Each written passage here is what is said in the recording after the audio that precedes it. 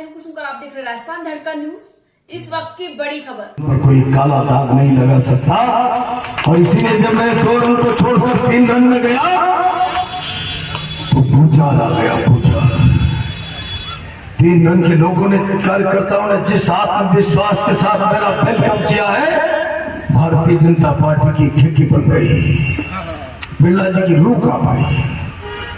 और मैं आज आप चचट के लोगों से कहना चाहता हूं, परिणाम तो दीवार पर लिख गया।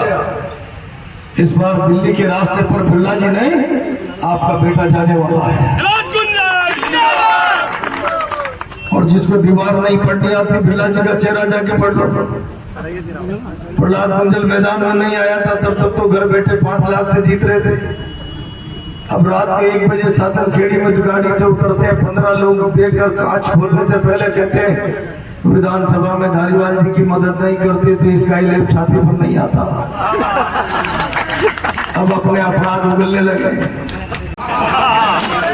पुलिस बीच में आ गई।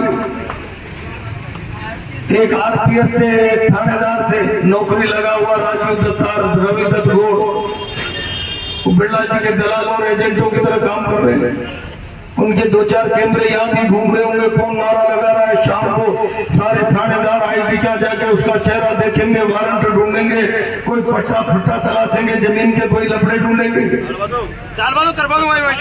डरना मत, मैं उन दलालों का भी समय आने पर इलाज करूंगा।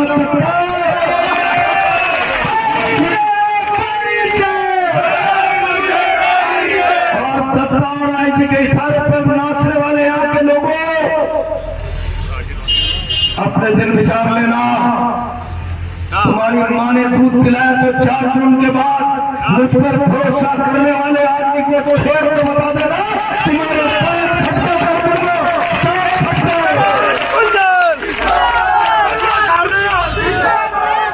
अब कोई चारा ही नहीं बचा। पूरी हाड़ौती की जनता ने बिरला जी को धक्के मारने शुरू कर दिए। मैं आज ईश्वर को साक्षी मानकर कह रहा हूं, अब हल्केपन की पराकाष्ठा पर आ गए। आईजी रवि दत्त गौड़ और राजीव दत्ता और ये सब मिलकर कोटा शहर में दंगा कराना चाहते हैं, दंगा कराना चाहते हैं। कैथून में दंगे के लिए 3 दिन तक प्रयास किए लगातार। मैंने जाकर उस दंगे को कैसे रोका, मैंने कहा ये राजीव दत्ता और आईजी रवि दत्त गौड़ राम बिरला को जिताने के लिए समाज के सौहार्द को दांव पर लगाना चाहते हैं, इंसानों की जान से खेलना चाहते हैं। इन बेईमानों को मुंह पर जूता मारना पड़ेगा जैसे खेलो। आईजी रवि दत्त गौड़ रणतपुरा के पुलिस से कुछ मुस्लिम नौजवानों को बुला के 6 तारीख की रात को कहते हैं कल 15-20 मोटरसाइकिलें भगवा झंडा लेके तुम्हारी मस्जिद के आगे जिंदाबाद मुर्दाबाद करेगी। 5-7 भाटे फेंक देना, एक हाथ के सिर में खून निकल जाए, तनाव की खबरें दंगे की चली जाए, मैं मुकदमे भी किसी को नहीं लगने दूंगा, बिरला जी की जीत का रास्ता निकल जाए। मैंने 7 तारीख को भी किस तरीके से मुझे चुनाव लड़ना है, कैसे मैंने उन हालातों को रोका है।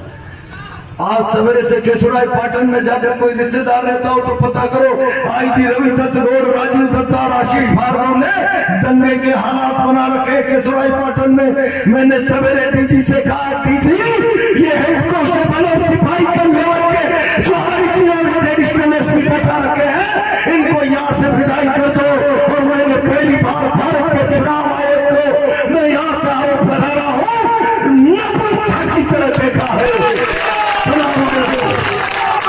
4 बार लिख चुका हूं, 4 बार। ये भारतीय जनता पार्टी को जिताने के लिए प्रहलाद मंडल के सामने जिसने हार मान ली है, कोटा हाड़ौती की जनता आशीर्वाद देने के लिए खड़ी हो गई है। ये आपने पुलिस के अफसर दंगा करा के परिणाम बदलना चाहते हैं, इन्हें एक क्षण भी यहाँ नहीं रहने का अधिकार है। चुनाव आयोग भंग हो रहा है, कोई एप्लीकेशन पर कार्रवाई नहीं। आज मैं कह गया हूँ राष्ट्रपति को, राज्यपाल को, सुप्रीम कोर्ट के चीफ जस्टिस को इस पर पत्र लिखिए। ये कोटा के चुनाव के अपने माननीय जो हाथी पा देगा फुस को जिताने के लिए ये 2-4 लोगों की जान दांव पर।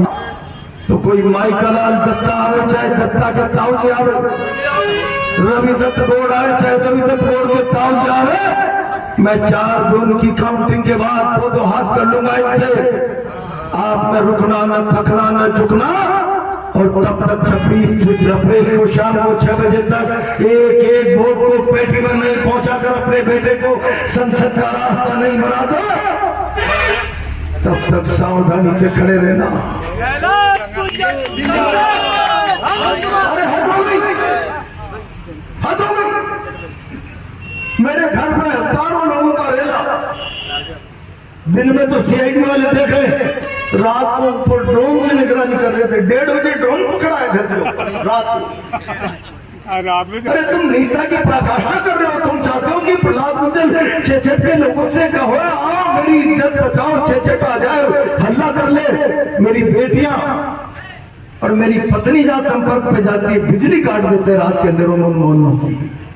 ये चुनाव है क्या? चेचट ने इसीलिए मदद दिलाओ और पन्ना को सत्ता की ताकत दी थी। मैं उनसे घबराने वाला नहीं हूं, मैं चुनौती दे रहा हूं। तुम्हारी मां ने दूध पिया तो सत्ता की ठान उतारिए और प्रहलाद गुंजल से लेने के लिए आइए।